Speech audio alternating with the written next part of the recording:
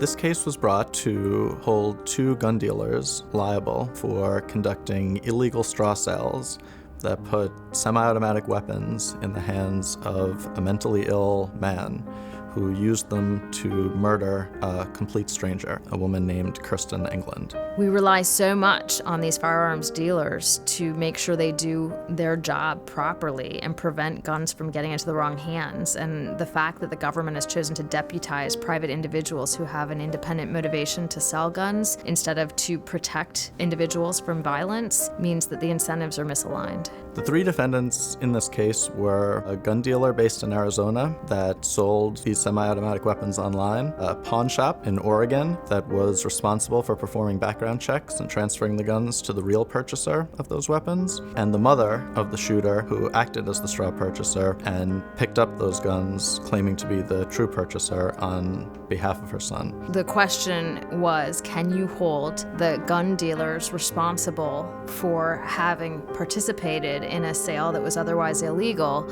because it resulted in the death of Kirsten Englund?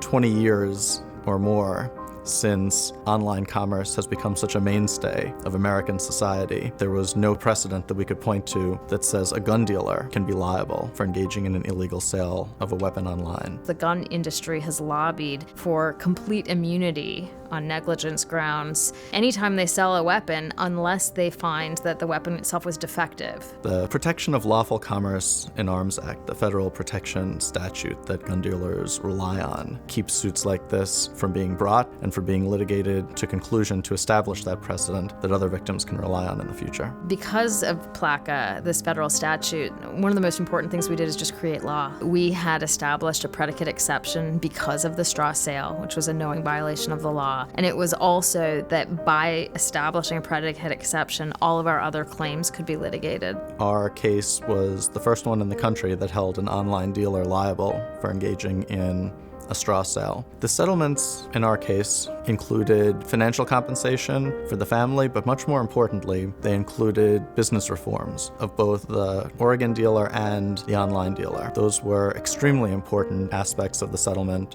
to the family. We got the company to admit that with rights come responsibilities, and that honestly the federal standard is too low. You should go above and beyond the federal standard because it means you're protecting people. I think anybody living in America right now recognizes that there is just a substantial amount of risk because there's so many guns out there, and that really we can't count on our lawmakers to do anything about it. Lawyers actually matter when it comes to creating novel law. And our hope is that as a result of our case, other dealers who engage in online transactions can see that they face liability if they're not careful in their practices and now have a model to prevent a tragedy like this from occurring in the future.